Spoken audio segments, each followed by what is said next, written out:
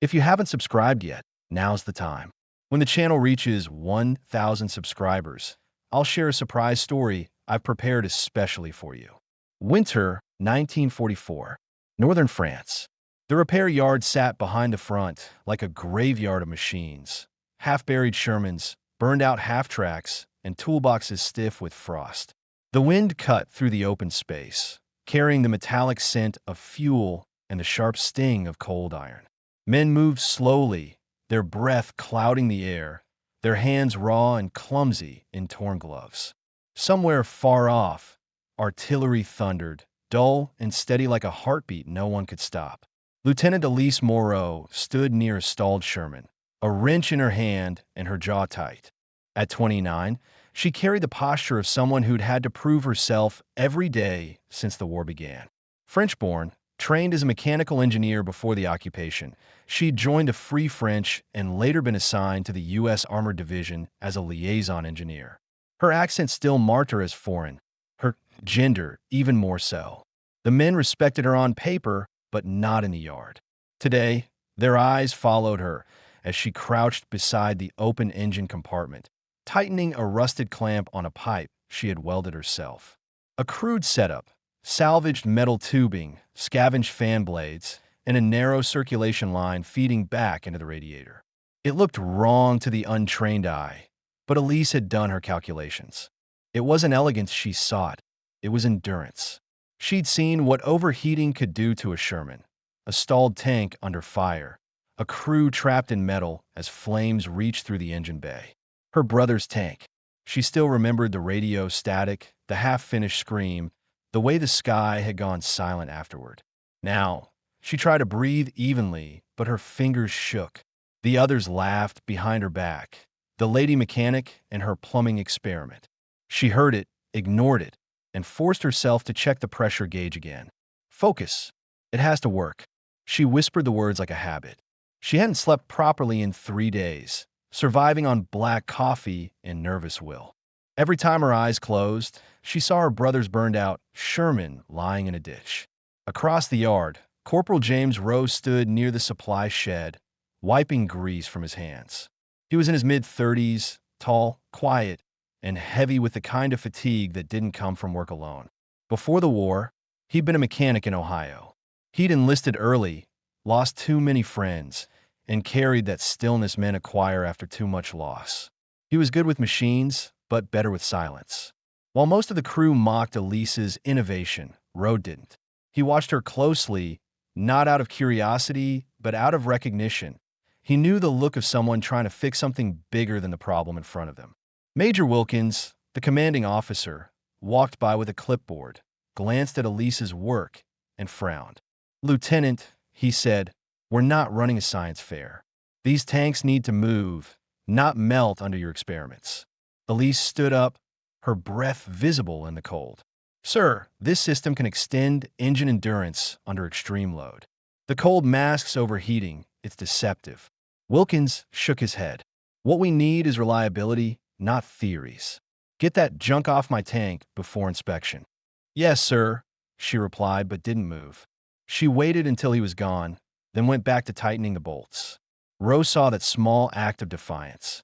He didn't say anything, just nodded once from across the yard.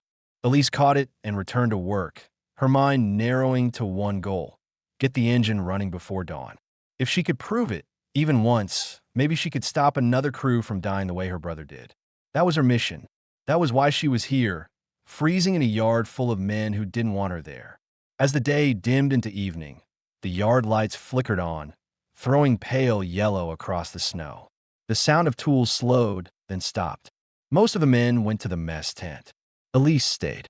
She loosened her scarf, blew into her hands, and stared at the mess of metal she'd built. It looked ugly, improvised, fragile, but it was all she had, and maybe the only thing standing between another crew and a silent radio transmission. Inside, she felt the edges of panic, the creeping thought that maybe they were right, maybe it was stupid. But when she looked at the tank, she saw her brother's face in the reflection of the steel panel, saw his grin before he left for the last time, and the doubt hardened into determination. She turned the wrench one last time, tightened the final bolt, and whispered, now it's your turn." The engine didn't answer yet. That would come later, but for the first time in weeks, Elise felt steady. Not hopeful, just ready. Behind her, Ro walked by, nodded again, and said quietly, "You missed dinner." She didn't look up. "So did you." He gave a brief half-smile. "Guess we're both stubborn." The wind howled through the yard.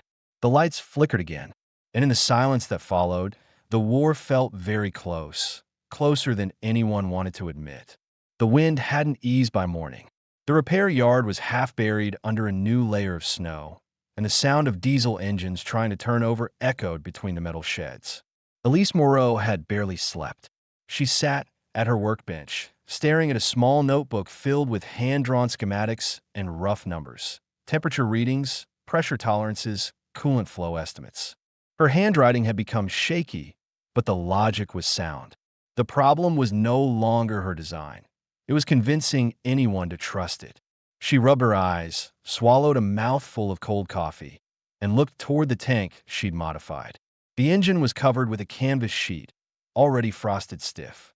Around it, the men worked with low energy, muttering about the weather, the food, and the officers.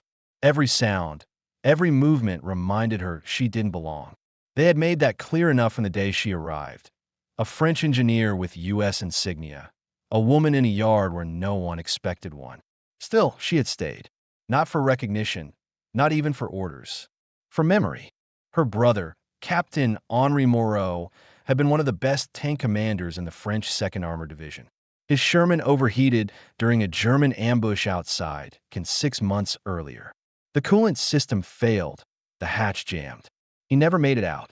Elise had learned of his death through a telegram, and a burned photograph returned with his effects. Since then, her purpose had narrowed into one thing: make the Sherman engine survive what he could not. That morning, Major Wilkins had assigned her to assist the mechanics with maintenance rotations. In practice, it meant staying out of the way. She followed orders without protest. When one of the younger men laughed about her plumbing experiment, she ignored him and went back to cleaning the coolant valves. Every insult pushed her deeper into silence. Then came the voice she didn't expect, low, steady, and without mockery. "Lieutenant," said Corporal James Rowe, walking toward her with a clipboard under his arm. "You left your gauge readings from last night on the bench. Thought you might need them." He handed her a grease-stained paper. His expression was unreadable, calm, direct. Elise nodded, unsure if he was trying to be polite or if he actually cared. "Thank you," she said. "Your system, the way you're running the bypass, that's meant to cool both the engine block and the transmission housing, right?" he asked. She looked up, surprised. "Yes. It's not standard, but the heat buildup happens there first. If we regulate the water flow, we can," he finished her sentence, "keep the transmission from cooking itself before the engine does." Their eyes met for a moment. She saw something in him, not curiosity, but understanding.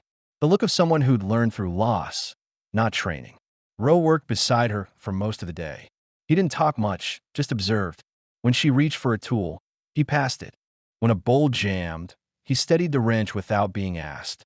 His silence wasn't distance, it was respect. The kind that came from someone who'd seen too many good ideas dismissed before they had a chance to work. By late afternoon, the yard had quieted. A light snow fell, covering the piles of scrap and the tracks of boots. Inside the main shed, a radio crackled with static. News from the front. German movements near the Ardennes. The war was turning again, unpredictable as ever. Elise tightened her scarf and glanced toward the command tent. "They won't authorize a full test," she said. "They think it's a waste of time." Rowe checked the pressure gauge. "They usually think that until they need it." "Have you always been this calm?" she asked. He smiled faintly. "No, I just learned what panic does to men under fire. It kills faster than bullets." That answer stayed with her longer than she expected. As darkness settled again, most of the crew drifted to the mess tent, their laughter muffled by the wind. Elise remained, adjusting the flow valves one last time.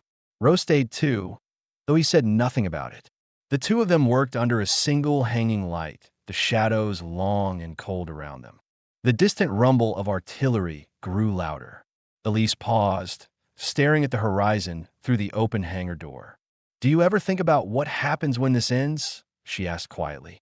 Ro looked at her for a long moment. If it ends, he said. Then he went back to work. The comment wasn't cruel. It was honest. And that honesty steadied her more than any reassurance could. For the first time since she'd arrived, Elise felt she wasn't entirely alone in this place. There was someone who understood the weight of trying, even when no one believed in you. When the light finally flickered out, Elise closed her notebook and pulled her coat tighter. She looked once more at the modified Sherman, silent but ready. Tomorrow, she'd test it, with or without permission. Ro caught her glance and gave a short nod, as if he already knew. Neither of them said goodnight. The wind carried their silence across the yard, through the drifting snow, over the row of broken machines waiting for another day of war. By dawn, the yard had turned into a frozen sea of metal and ice. The sky was gray, colorless, as if the sun had forgotten this part of France. Elise Moreau stood by the modified Sherman, her hands red from the cold, her breath forming small clouds in the still air. She hadn't received permission to test her system, but she knew waiting meant losing her only chance. The night had been long, the kind of night where doubt came in waves, but by morning, resolve had taken its place. She had run the numbers again, tightened every joint, and checked every seal twice. If it failed, it would fail on her terms, not because she lacked courage. Corporal James Rowe arrived without a word, carrying 2 cups of black coffee. He handed one to her. Figured you'd be here before everyone else. I couldn't sleep, she admitted. Then you're in the right place, he said. Nobody sleeps around here anyway. They worked together methodically. Rowe checked the starter cables and fuel lines while Elise adjusted the coolant valves and secured the extra pipes. Around them, the yard began to stir. Men emerging from tents, stamping their boots, muttering about another pointless day in the cold. One of them, Sergeant Miller, stopped to watch. You two still playing engineers? He said, grinning. Hope you know the major's gonna have your hide if you touch that ignition. Elise didn't look up. He can have it. But this tank is going to run. Rowe's lips twitched into a faint smirk. Stand clear, he told Miller. When Elise turned the ignition, the Sherman coughed, sputtered, then roared to life, the sound deep and even. A few heads turned. The air filled with the steady rhythm of an engine running cleaner than any in the yard. Steam rose from the pipes, white against the gray sky. Elise checked the temperature gauge, steady. 10 minutes passed, then 30. No overheating, no stalling. The mockers who had gathered to laugh fell silent, one by one. She crouched beside the running tank, fingers trembling slightly as she took notes. Her heart raced. It's holding. It's actually holding. For the first time in months, she felt something close to relief. But beneath it ran a quieter emotion, grief. The kind that comes when success feels too late for the person who needed it most. She didn't cry. She just stared at the engine, letting the vibration travel through her hands, grounding her in the moment. Major Wilkins arrived mid-test, his expression set in disbelief. Who authorized this? He barked. I did, Elise said, standing straight. This isn't a laboratory, Lieutenant. No, sir, she replied firmly. But this is war, and this system will keep your tanks moving when the cold shuts everything else down. The major walked around the tank, inspecting the pipes with visible skepticism. You're risking a fire, he muttered. Not anymore, she said quietly. It regulates heat instead of trapping it. Wilkins said nothing more, but he didn't order her to stop either. He watched as the Sherman continued to run, the exhaust turning from black to clean white. For the first time, no one spoke. The only sound was the steady hum of the machine and the faint hiss of steam escaping into the cold. When the test finally ended, the engine had been running for nearly 2 hours without a single fault. Elise stepped back, wiping oil from her face, her breath shaking. Rowe looked at her, eyes calm but bright. You did it, he said. We did it, she corrected. He nodded once, the corner of his mouth lifting. Then let's see if it still runs under pressure. Later that day, when most of the men returned to their duties, Rowe lingered near the tank. He'd seen a lot of machines fail, and a lot of people too. But what Elise had built, and the way she'd stood against every voice telling her to stop, struck something deep in him. It wasn't admiration. It was recognition. She reminded him of a younger version of himself. The one who believed effort could still save lives before the war had taught him otherwise. That night, a blizzard rolled in. The command tent received news. A German counterattack had broken through a nearby sector. Communication lines were unstable. The division was preparing for possible retreat. The repair yard, low priority on the map, would be last to evacuate. Elise heard the news in silence, her pulse steady. Rowe found her by the Sherman again, checking the pipes under lamplight. "If they pull back, we'll be on our own," he said. "I know. Then I guess we'll see what your system can really do." She met his eyes. "I didn't build it for the war," she said softly. "I built it so no one else dies trapped in one of these." Rowe held her gaze for a moment, then nodded. "Then let's make sure it keeps running." Outside, the wind howled and snow drifted across the tanks. Inside the shed, the two of them kept working, the glow of the single lantern cutting through the dark. The men who once laughed stayed away. They didn't say it aloud, but everyone in the yard knew. If the retreat came, the only tank that might carry them out alive was the one she had built. The storm began before midnight. Not the kind that rattled tents, but one that swallowed the world. Snow came sideways, thick and endless, erasing distance, burying tracks, silencing everything beyond a few meters. The radio lines were down, the power unreliable.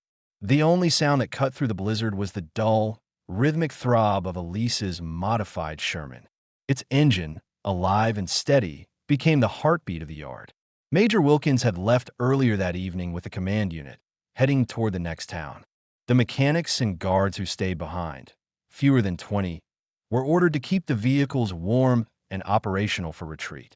But by midnight, it was clear no orders were coming. The Germans had advanced faster than expected. The yard was cut off. Elise Moreau stood beside the Sherman with a flashlight clutched in her numb hand, her breath fogging the beam. Corporal Rowe was inside the tank, checking the gauges and oil temperature. The cold was brutal. Even with gloves, the metal bit into their skin. Coolant lines holding, Rowe called from inside, his voice muffled by the wind. "Pressure's low, but it's still cycling." Elise leaned closer to the hatch. "Then we keep it running. If we shut it down now, it'll freeze solid before dawn." "Already figured," Rowe replied, climbing out, his face pale but calm. "We've got one working tank. One chance." They both knew what that meant. If the Germans reached the yard, there would be no defense. No artillery, no infantry, just a handful of mechanics, a single Sherman, and Elise's experiment. She stared at the tank for a long time, the snow swirling around her. This wasn't supposed to be combat, she thought. It was supposed to be a test.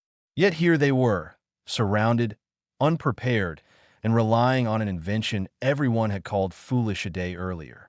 Inside the workshop, the men gathered around a lantern, whispering about retreat. "We can't move in this weather," one said. "Roads are gone." Another argued they should abandon the tanks and head for the woods. Elise overheard them and spoke quietly but firmly. "The Sherman can still move. The engine's stable. If we attach the tow cables, we can pull one or two more vehicles and the supply sleds." They looked at her as if she'd spoken madness. "In this," Miller scoffed, "you'll burn the engine out in an hour." Rose stood beside her. "It's been running 8 already, and it's not even warm." The room fell silent. Everyone knew what that meant. Her system was working beyond any expectation. At dawn, the snow began to thin, revealing the wreckage of the previous night. Collapsed tents, buried tools, and a horizon white with smoke. In the distance, muffled explosions rolled closer. Rowe loaded ammunition and fuel into the Sherman, while Elise packed her notes and a spare coolant canister. Her hands shook, not from fear, but exhaustion. 30 hours awake, maybe more. The world blurred at the edges, but she forced herself to stay sharp. If this fails now, it all meant nothing. They started the tank again. It roared without hesitation. Rowe took the driver's position. Elise sat beside him on the metal floor, holding onto the pressure gauge. The other men climbed onto the back with their supplies. The Sherman rolled forward, crunching through snow and debris. Behind them, The sky flickered with artillery flashes. Elise adjusted the valve to balance the heat flow. Every turn of the wrench felt heavier than the last, but she didn't stop. Rose's gloved hand tightened on the steering lever. "You still sure about this?" he asked. She didn't look at him. "No," she said simply, "but we don't have another choice." The journey through the storm became a blur of cold and noise, the tank pulling, straining, dragging the weight of two damaged vehicles behind it. Each kilometer felt endless. Twice the tracks nearly froze. Twice Elise climbed out under gunfire to clear eyes from the circulation pipe. Rowe covered her both times, firing short bursts from the turret. Not once did she hesitate. She had learned long ago that fear didn't stop death, it only slowed the hands trying to prevent it. By the second night, 36 hours had passed since the engine first started. The yard was miles behind them. The men were barely awake, running on instinct and adrenaline. And still, the Sherman ran, steady, unstoppable. The coolant system hummed evenly, the pipes gleaming faintly in the lamplight. Rose stole a glance at Elise, slumped against the side panel, her face streaked with oil and frost. "You can sleep," he said quietly. She shook her head. "If I stop watching, it'll stop running." "It won't," he said. "Not anymore." She looked at him, uncertain whether to believe it. But the truth was there, in his voice, in the steady rhythm of the machine beneath them. For the first time, she allowed her eyes to close. Just for a moment. When morning came, the sky cleared. The tank crested a hill overlooking a ruined village. Smoke rose from the distance, but the gunfire had stopped. They had reached the Allied line. Soldiers rushed toward them, shouting orders, waving flags. The men riding the Sherman jumped down, laughing in disbelief. The tank had pulled them through enemy territory, through snow and fire, without stopping once.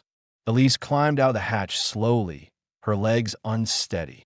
She stood in the cold sunlight, staring at the machine that had carried them all here. It was covered in ice, mud, and scars, but the engine still idled, calm and alive. Rowe approached her, his expression unreadable. "You did it," he said again, his voice rough from fatigue. Elise looked at him, then at the tank, then back again. "No," she answered softly. "We did." For a long moment, neither spoke. The war roared elsewhere, but here, in this small, frozen patch of France, it felt quiet. Safe, even. Elise exhaled slowly, feeling something she hadn't in years.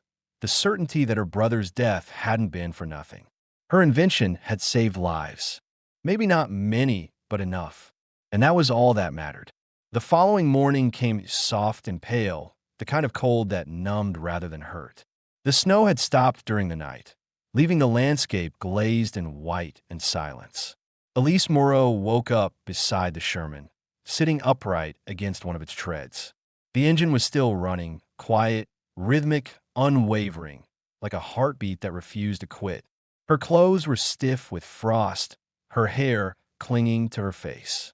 For a few seconds, she didn't know where she was. Then the memories flooded back. The storm, the drive, the escape. They had made it. Somehow, against every odd, they had survived. She pushed herself to her feet, legs trembling, and looked around the camp that had formed overnight. Soldiers moved between the wrecked vehicles, setting up heaters and medical tents. The wounded were being carried in from the outskirts, their faces gray with exhaustion but alive. A few of the mechanics who had once mocked her passed by and gave brief, quiet nods, not out of courtesy, but respect. It was the first time she had seen their eyes without judgment. It felt strange, almost unreal. Corporal James Rowe stood by the tank, leaning against the hull, smoking the last of a crumpled cigarette. His face looked older in the daylight, lined, worn but calm. He saw her approaching and nodded. "You should get checked by the medics," he said. "I'm fine," she replied, her voice hoarse. "You're not. None of us are. But fine's good enough, I guess." They stood in silence for a while, watching the steam drift off the Sherman's surface. Its steel skin was scratched and blackened, but the engine still hummed, the sound steady and alive. It was hard not to see it as something more than a machine. To both of them, it had become proof that effort mattered, That persistence could save lives when nothing else could. Elise opened her notebook, the same one she'd carried since the beginning, and began recording the final temperature readings. Her hands trembled as she wrote, not from cold this time, but from realization. For the first time since her brother's death, she had completed something, finished what he couldn't. She stared at the figures, then whispered quietly, "He would have liked this." The sound of it. He hated silence. Ro took a slow drag from his cigarette, then exhaled. "He'd be proud of you." Elise froze. It was the first time anyone had spoken her brother's name since Can. She turned to him, eyes red, but said nothing. She didn't have to. The way he looked at her, steady, honest, was enough. They sat down beside the tank, the snow creaking under their boots. Around them, the morning came alive, trucks starting, orders shouted, boots crunching in the snow. But for a brief moment, it all faded. There was only the two of them and the hum of the machine that had carried them through hell. Ro spoke first. "When we lost radio contact, I thought we were done for. But you just kept working. Didn't even stop to think if it was worth it." She smiled faintly. "I didn't have time to think. I just couldn't let it end like before." "Like your brother," he said quietly. "Yes," she answered, her voice steady this time. "Like him." As the sun broke through the cloud cover, a faint golden light touched the snow. It felt wrong, almost fragile, beauty in a place that had seen too much death. Elise closed her notebook and slipped it into her coat. Major Wilkins appeared then, walking across the snow with a convoy officer. His expression was unreadable, but when he reached her, he paused. "Lieutenant Moreau," he said formally, "the command division has reviewed your system. They're requesting schematics and installation protocols for field adaptation." Elise blinked, unsure if she'd heard correctly. "You're adopting it?" Wilkins nodded. "Effective immediately. The Moreau cooling retrofit will be installed on the next batch of Shermans heading to the front." He hesitated a moment before adding, "Good work, Lieutenant." Then he walked away. Elise stood motionless. The words barely registered. It wasn't triumph she felt, not pride or glory, but release. Months of exhaustion and grief seemed to lift off her shoulders all at once. Her brother's death, the ridicule, the endless nights of work. It all came down to this one simple fact. Something she built would save lives. That was enough. She looked at Ro, who was still leaning against the tank, watching her with that quiet half-smile. "So what now?" he asked. She looked at the horizon, the smoke rising in the east, the faint outline of the next town. "Now," she said softly, "we keep it running." That evening, as the camp prepared to move out, Elise and Ro stayed behind for a few minutes beside the Sherman. She rested a hand on the steel, feeling the faint warmth beneath her palm. The engine had been running for nearly 36 hours straight, defying everything they had believed possible. It would finally be shut down that night. Its work done, its endurance proven. Ro reached out and placed his hand beside hers, both palms on the same cold metal. No words passed between them. They didn't need any. When the engine finally went silent, the world seemed to pause with it. Elise closed her eyes and listened to the absence of noise, not as loss, but as peace. For the first time since the war began, she felt like she could breathe again. The next morning, the convoy rolled out under clear skies. Elise rode in the passenger seat of the Sherman she had rebuilt from nothing. Ro drove, the same steady calm in his eyes. Ahead of them stretched a long road, frozen but bright under the new sun. The war was far from over, but the two of them had already won something far greater, a small, quiet victory that no explosion could erase. As they disappeared over the ridge, the sound of their engine faded into the wind, not as noise, but as proof that even in war, something built with purpose could endure. And for Elise Moreau, that sound was the closest thing to peace she would ever need.